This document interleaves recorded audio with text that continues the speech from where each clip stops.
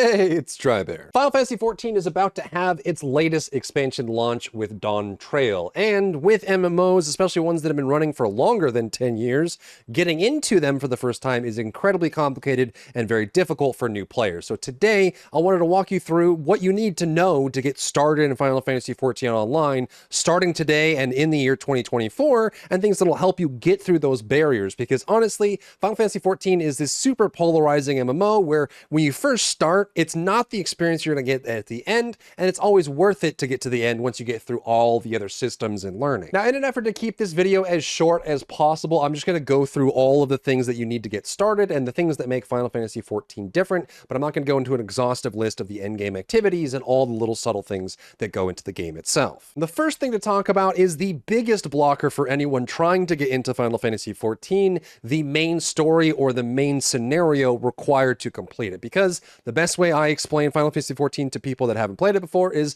Final Fantasy XIV is essentially a JRPG that when you finish the JRPG, it has an MMO at the end, right? Once you lick through the outside of the Tootsie Pop, the center is an MMO. And that's because they have devised their main scenario questline, their main storyline for the game as part of a unique cutscene driven, character driven experience, and it is required. You have to go through it in order to get through all the different expansions and get through the game. So you have to get through that, and it can be quite lengthy. However, if you're one of the people that just can't stand the JRPG, the storyline for Final Fantasy XIV, there are boosts available, and these are different than other MMOs where you might boost a character to max level. They do have character boosts specifically for a job, but they also have main story, main scenario boosts. What this will allow you to do, and you can see they're on sale right now, like anywhere from $12 to $5 for the different expansions. When you get these boosts, it will clear up that you'll level one job up to that expansion, and it'll complete the main scenario quest for everything leading up to that point, which means that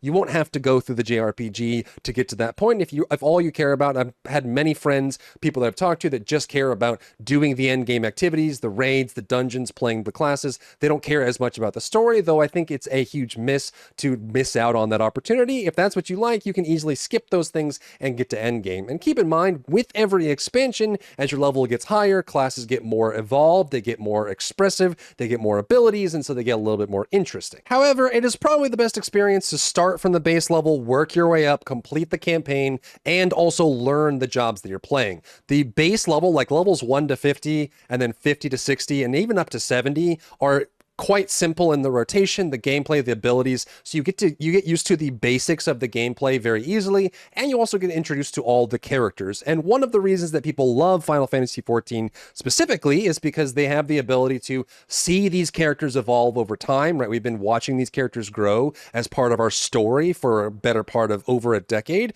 and so when new things out, like the characters see on screen, they have a backstory, you've been through journeys with them, and it's part of that JRPG experience when you get to see that story evolve and the world change. Next, let's talk about the classes or the jobs in this game. In Final Fantasy, it's always job. You have a job that you take over no matter what Final Fantasy you're playing. So in this case, you are picking jobs, which are the classes in the game. There are three main roles. It does function on the trifecta system that most MMOs function under: tank, healer, and DPS. The DPS destroy the enemies. The tank pull aggro, or pull enmity as it's called in this game, and then make sure that they're the only ones taking damage, and the healers make sure that nobody dies in combat. However, there are more different jobs inside of that, and you can do melee, you can do physical range like guns and bows and machinery, or you can do magical range with casting spells. However, if you're just starting out, like if you're the person that's deciding to play from the very beginning, or you just want to try out the free trial up to the max level and just see what things are about, you won't have the same list of jobs. There is a set list of jobs available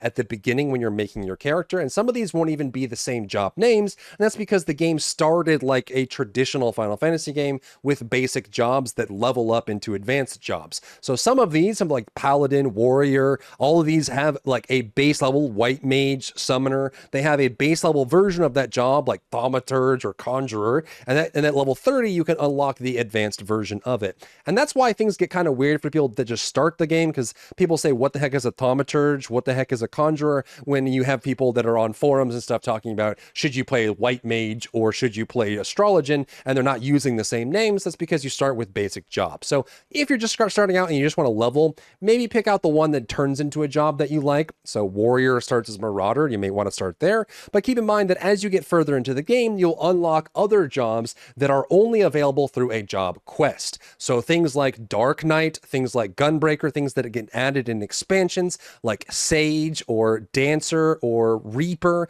they come later on. You would do a job quest, you unlock that job, and that job has a starting level based on the expansion that it was added in. So Reaper starts at level 70. The new jobs we're getting in the new expansion, like Viper or Pictomancer, likely will be starting at 80, and so you'll have to work up that way. So just keep in mind that if you're trying to jump into the game, pick a job that you like that evolves into something that plays that role that you're looking for, work through the MSQ, and that's your number one thing.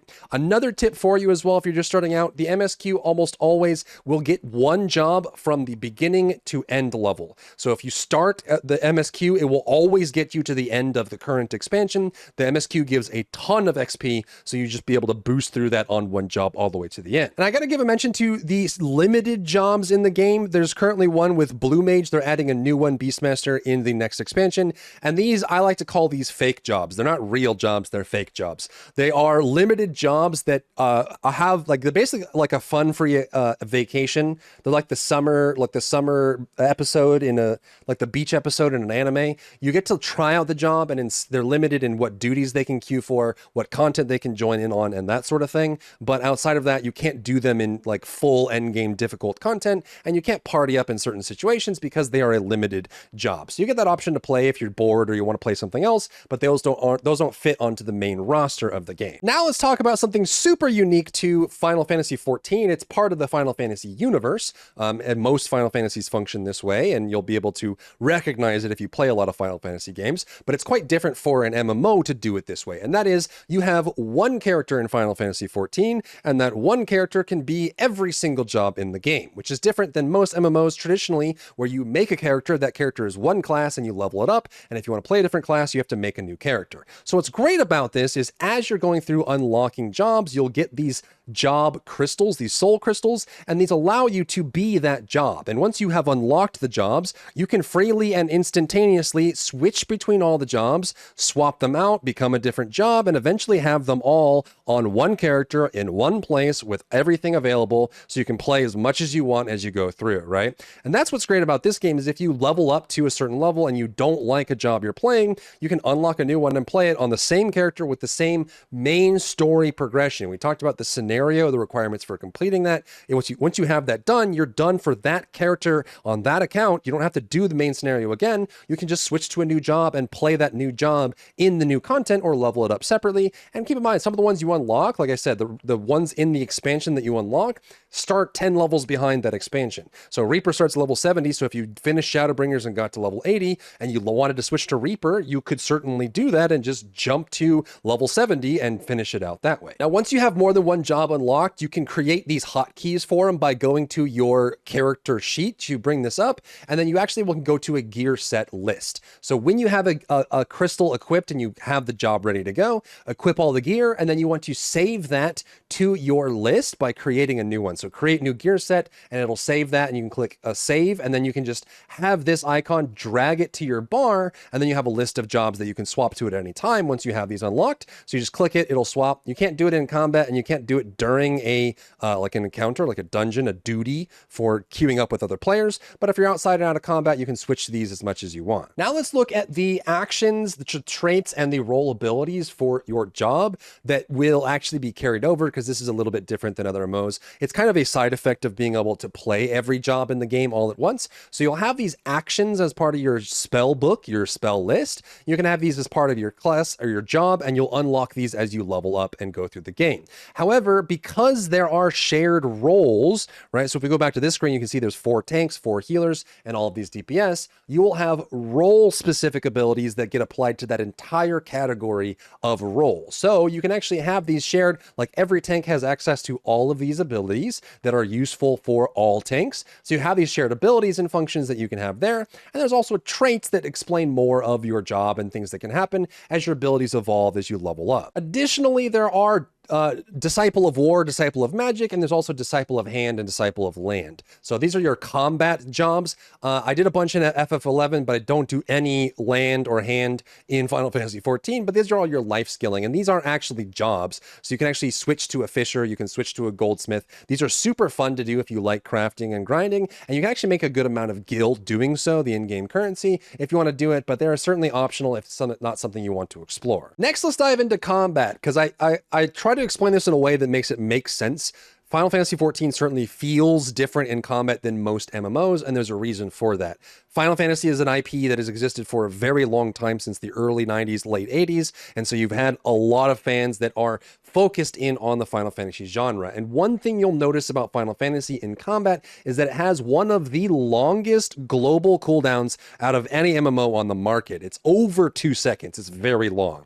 And because of the reason for that, at least I believe, is that when they were first developing Final Fantasy XI and Final Fantasy XIV, a lot of the Final Fantasy games were turn-based, and they wanted to create a real-time game that kind of felt like it had, you know, it was reminiscent of turn-based. And so that's why they have a very long global cooldown, or what's called GCD, global cooldown. However, because they have a long global cooldown, they have this system of GCDs and what's called OGCDs, or off global cooldown. So what you'll do is you'll have abilities that if you look down on my ability bar, when I press them, there's this long global cooldown that goes by, but some of those don't have that effect. So I can long global cooldown, off global cooldown, long global cooldown, off global cooldown, long global cooldown, off global cooldown. And because you have that long global cooldown, there are these instant cast abilities that you can use when your global cooldown is running, so you can weave those into it. It's called weaving or spell casting or spell sliding, depending on what job you're playing. And that's a big core part of the combat in Final Fantasy, is using your global cooldowns,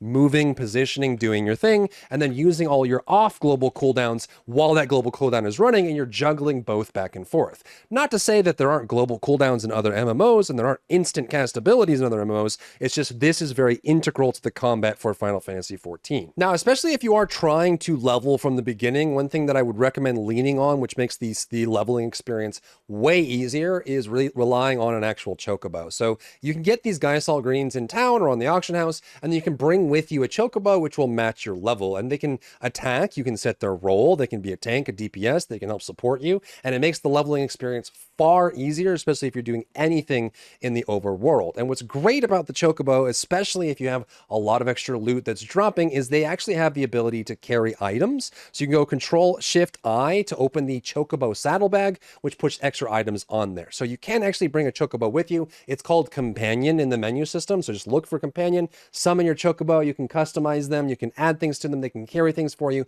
and they will fight for you and make your leveling experience a lot more enjoyable. Also, outside of just doing quests, doing your main scenario, and clearing out mobs, one of the best ways to level is going to be what's called fates, which are world quests essentially.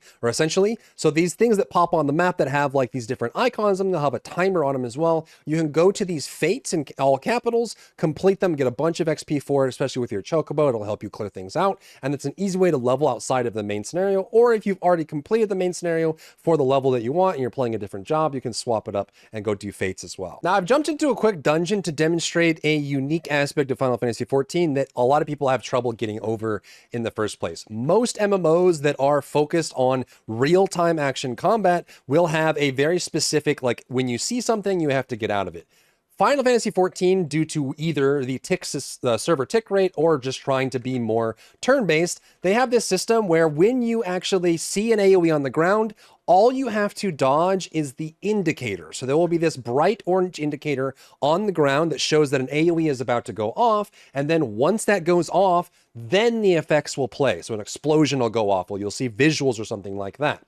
When those visuals are there, they can't hurt you, which is super unique. So you see this right here? As soon as this AoE is done, I can go in and I'm standing in the AoE, but it doesn't hit me. And this is something that a lot of new players find very odd when they're first playing the game, is because they're always trying to like right now they're like, I have to dodge this AoE and that AoE and I have to dodge this. As long as there's no ground indicator, there's no actual source of damage that you're having to avoid. So pay attention to the orange ground markers on the ground and then avoid those. But then you can, as soon as that marker's gone, you can step right back into combat and not take any damage from that because the damage is already finished. Another thing worth mentioning is, just like the ground indicators that are very clear on when the damage shows up, There's also a lot of very clear indicators for certain mechanics that'll show. So if there's something that's like a specific tank buster, the indicator for that is always going to be a bright red. So when something's focusing on a tank and you don't want anyone but the tank to take it, it's going to be a bright red color. There's also ground indicators that are orange for enemy, but if I did like a friendly AoE here, this is a big AoE that other people don't have to dodge, you'll see that it's a bright blue color. So they know that's a safe indicator. They don't have to avoid that at all, that kind of thing. There's also going to be moving indicators where you have to stack together. So you'll see like an arrow that's like coming in, like come stand on this area. There's moving indicators that are all very clear. Now, just so you're aware, let's do a quick rundown of most of these indicators. There are great guides online, a lot of resources you can pull from, but there's a lot of really weird, like easy ways to recognize some of these. We already went over the universal marker for damage. That is, the VFX have nothing to do with the damage done. So you can, once you dodge the indicator, you're good to go. So those are standard AoEs. You're going to get friendly AoEs, which are blue. There are markers that will appear if you ever get a special marker. Most of these are kind of themed for the encounter, but it means that you're being marked by some kind of delayed mechanic, like a meteor falling or some kind of debuff that you have to pay attention to that's related to the mechanic itself. You will also get these targeted markers where you're about to get hit with a big beam. These can change. Sometimes you're going to get charged by a big boss and you have to put something in the way. Sometimes you have to stun the boss before he hits someone, or the tank has to get in front and hit it. But if you see this reticle, almost like crosshair scope, it means that you're about to be hit by something big and you have to do something about it. So pay attention for those.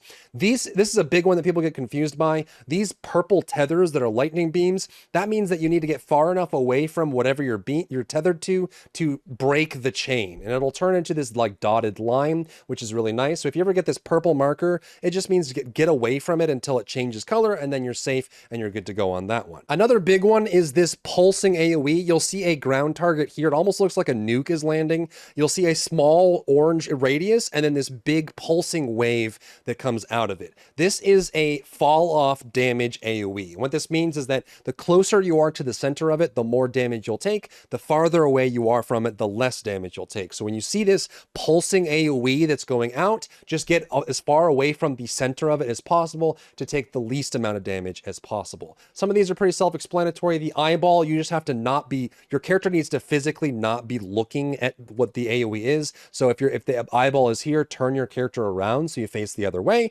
It's going to avoid the damage that you take from that. So pay attention to that one. If you see this AoE with arrows coming in, group up on it. You're going to share damage between teammates that are inside of that. And that can be a linear one like this, or a circular one as well. And the other one I wanted to cover, but without getting into the more nuanced ones, is this one here. Anytime you see a ground AoE that has an arrow coming out of it, it means that AoE is going to progress. It's going to roll forward. So it'll land an AoE, move forward, land an AoE, move forward, land an AoE. So you kind of want to avoid the AoE, but just know that there's going to be subsequent explosions that come out after that in the direction that the AoE is going, and you'll pick up most of these as you go. There's one last thing I wanted to cover before we move on from combat, the idea of slide casting. This is something that not everyone gets used to on their like normal characters, and something that like actually makes casting in this game feel a lot better. And that is when you're casting a spell as a caster. So we cast a spell, you can see my cast bar. When I finish, I shoot the spell out. Then damage will go out and you'll be able to cast it there. There is a percentage at the very end of a cast where you will no longer be interrupted no matter what. And slide casting is the idea of moving once you've entered into that grace period at the end of the cast. So if we look at the cast bar here, if I wait till it's almost done and then I start moving, you can see that it still fires even though I started moving. Learning what the slide cast timer is for each job and what your latency is super important. You can see if I move too early, it gets canceled. But if I move at just the right time, it'll still fire off and I get to move, and people call this slide casting. It's a big part of playing caster jobs and one thing you'll have to get used to, so I wanted to make sure you were at least exposed to it as you're getting into the game. Next, let's quickly cover the end game activities. Once you finish the main story quest and you've gotten to a point where you want to start grouping up with other players and doing difficult content. I'm going to do this super simply and super high level without going into major details, because I think the rest of it isn't really super important for a beginner's guide. But it's important to know that a lot of what you're going to be doing initially is going to be going through the duty finder. So if you go down here to duty, you have a duty finder. I have rebound mine to end, but whatever it is normally, you're going to have that there. Inside of this is going to be all of your queued activities. Now, the progression and highest difficulty ones are usually done through the group, like the party finder, the creator, when you actually create a party and queue up for that, and we'll go over that in a second. But a lot of this is done through here. You want to pay attention to your random duty roulettes once you finally unlock these. These are random roulettes, which could be any dungeon or trial or alliance raid or whatever. These give you major bonuses in gil and XP and are usually good to do every single day. And then once you get to the highest level on characters, whatever character you have that's at the highest level, you'll be able to do expert rotations for important tomestones that you're collecting as well. But you can also click through the dungeons based on the expansion. You can go through guild tests. Trials are going to be versus a single boss. And you also have raids as well, which is like an extended boss setup. Some of these are the current progression raid, which will be one boss per area and have all kinds of different bonuses. And then you can have like specific queues that might be part of that as well. These are your basic queues once you reach max level and you're queuing up with other people. However, there's another option here, which is going to be your high-end duties.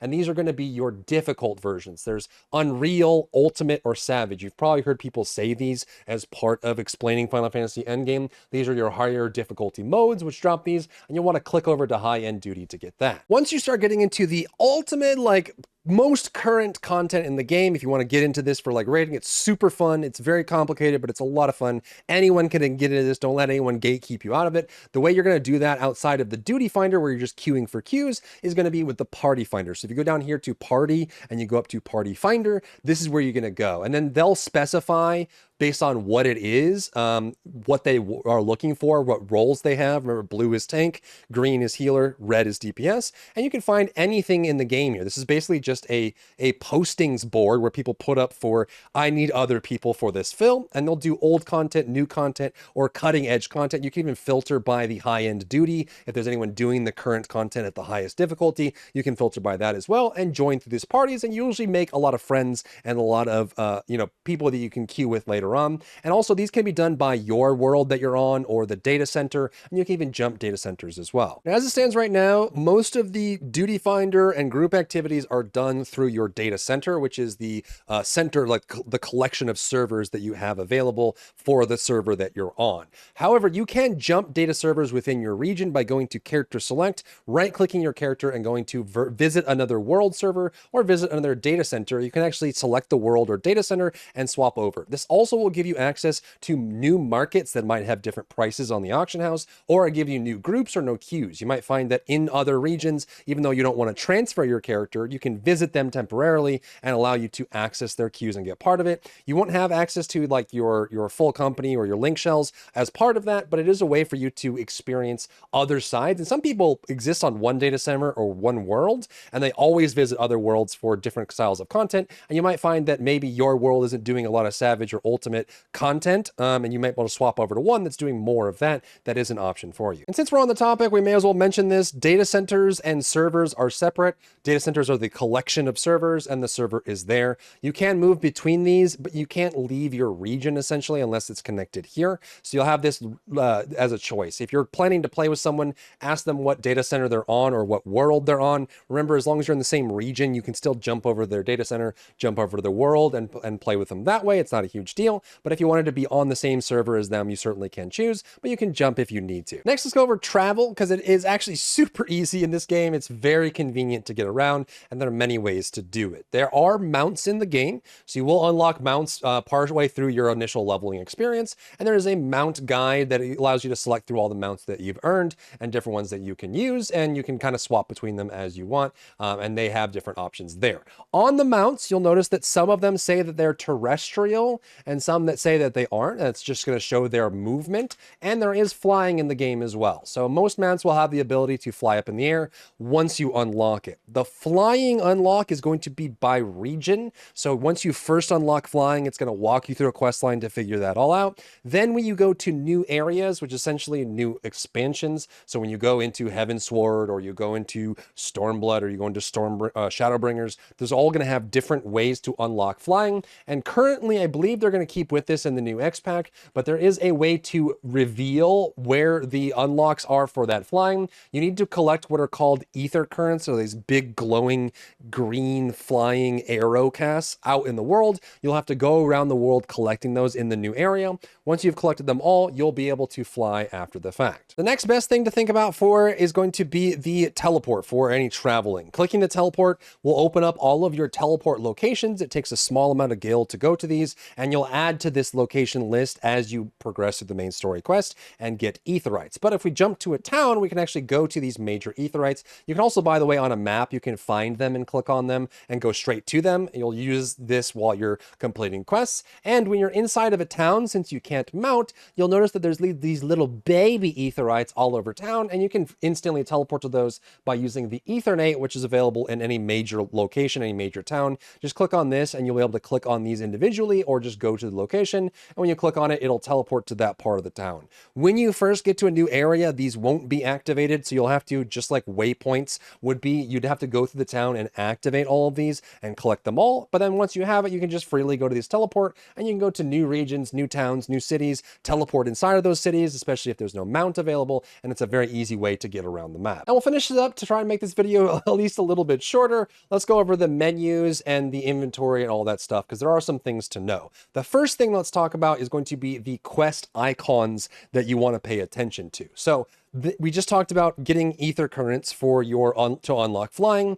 There are going to be quests that are side quests. So if you look like this, something like this is just a simple side quest. It's just a normal oval with an exclamation point in it. If it is blue with a plus sign on it, that means that that quest is important enough to give you something unique. It might unlock a job, it might unlock something special for your account, or something special for your character, or it might give you an ether current that allows you to unlock flying in that area. So when you see these quests that have the blue oval and a plus sign on it, you usually want to go around and collect all those and do those as well. Also, the main story quest, which I don't have because I'm caught up on that story, is going to have a flaming icon around it, and will usually be lit up very special from anything else in the area. And whatever quest you have lit up, it's going to have an orange marker on the map. They'll show you where to go for that quest. Moving on to inventory, we already know that there's a Chocobo saddlebag, which is a separate inventory, but there's also some unique aspects to inventory storage and storing things in Final Fantasy that are unique to Final Fantasy XIV. Some of them are just odd in the first place, or at least I think so let's walk through them. If you press I on PC, or whatever it is on console, you'll bring up your inventory. In your inventory, you'll have all your items. You can move these around. There's also going to be key items, which are quest related. So these are items that are just for a quest or a specific purpose, and they'll go into separate inventory, so you don't have to worry about having a clean inventory. But what some new players will notice when they first start playing Final Fantasy is they'll loot a weapon or a headpiece or a robe or a shield and be like, what the heck, it's not in my inventory. That's because you don't have an inventory specifically for that. You have an armory chest with Control I on PC. So this is where your armor and weapons go to keep it clean on your inventory. Because think about it, if you have all these different jobs that you can play and you have all of their gear on you at all times, it gets quite cumbersome. So it makes sense to have a separate location to give these, put these armor pieces so they don't bog down your inventory with 19 different boots and 19 different heads and stuff like that. So your armory is here. Now, if your armory gets full for all of your gear, it will start overflowing into your inventory. But if you're looking for gear to equip, especially like soul crystals like that for the jobs that you have, you certainly want to go through your armory with Control I, which is separate inventory entirely. But don't worry, we're not done, because there's a bunch more inventory systems to go through. The next you want to know about is your summoning bell, which allows you to interact with the retainer system. The retainer system is like a maid or like a storage house for you. When you open this, you'll have retainers that you can retain and keep on retainer, and they can actually have jobs. They can run the auction for you. They can sell things and chase after it. They can do a bunch of stuff for you, but one of the major things they do, especially for new players, is they allow you to store items. You can actually give them items as a separate storage. You can kind of think of this as like a bank of sorts that has like a person or a character character there visually, but if you run into overflow or things you don't want to store in, like on your character, in your saddlebags, or in your armory chest, you have a retainer that you can use. And again, this is probably the number one way that people sell things on the auction house as a storage system. Another other separate system for storing and interacting with objects and items is going to be the inn. So if you find an innkeep in major cities, you can talk to the innkeep and you can enter into your inn room. Inside of this, there's other things that you can store. This usually comes about as you get more and more advanced in the game. You can lay in bed, you can deal with your music and stuff like that. You have toy chests, and you can also grab your characters. You can even change the visuals of your character as well. A bunch of different like personal effects, and you can customize the look of this as well. But I want to bring your attention to the glamour dresser and the armoire, as this will be another location for you to store your items. Firstly, the armoire allows you to store items that are kind of unique. There's a subset of items in the game that are, you want to hold on to them, but you don't necessarily need to have them on you. They're kind of like prestige items, things you got for completing a hard thing one time, or things you got as part of an event. And you may want to store those inside the armoire, so you'll go there and store that there. Next is going to be the glamour dresser, which is transmogging or changing your appearance of your gear. You can transmog your gear using glamour, but you actually have to have the item with you to glamour, like change the appearance of an item that you're wearing into the new thing. Because you're actually quite literally taking the visual of that armor piece and putting it on the new item, so that when you go to an item that's transmogged, it'll have a plus sign on it. Like I can right click this and I can go cast glamour and I can turn it into something else. And so if I do this, it's going to change the visual effect of it. It costs an item to do this, but once you do it, you'll notice that it has a red plus sign on it, which means this is transmogged or glamored. And then if you hold your icon over it, it'll flip back and forth between the item that it is and the thing that it's glamored into. But they added a glamour dresser, which is much easier than holding the glamour items on you at all times. You can go to the glamour dresser and store items in the glamour dresser, and then access these for your glamours anywhere in the world, which is super easy. For some annoying reason, it has a limit. You can only have 800 items in it right now. So there's like you kind of have to pick and choose which ones you're going to include based on that. But it is an easy way for you to store up all your transmogs and extra gear. So if you get gear while you're leveling up, that's like a level 50 or 60 and you think it looks cool, throw it in the glamour dresser and use it for later. Next, there's a lot of personal changes you might want to make to the game to make it more comfortable. The first one is going to be HUD layout. So they have a fully functional HUD layout for the game where you can move things around based on your preference. You can even just copy other people's if you want to try something here. The one that I have for myself is the one that I prefer. I have all my classes over here, global effects and things like that. But you can actually change this around, scale the size of it. And also keep in mind, something that helps new players as well is when you normally get your job meters, they start out as super flavorful, right? They're like edited and arted. What's the one that's like really like out there? I think the Dark Knight one by default is like crazy looking.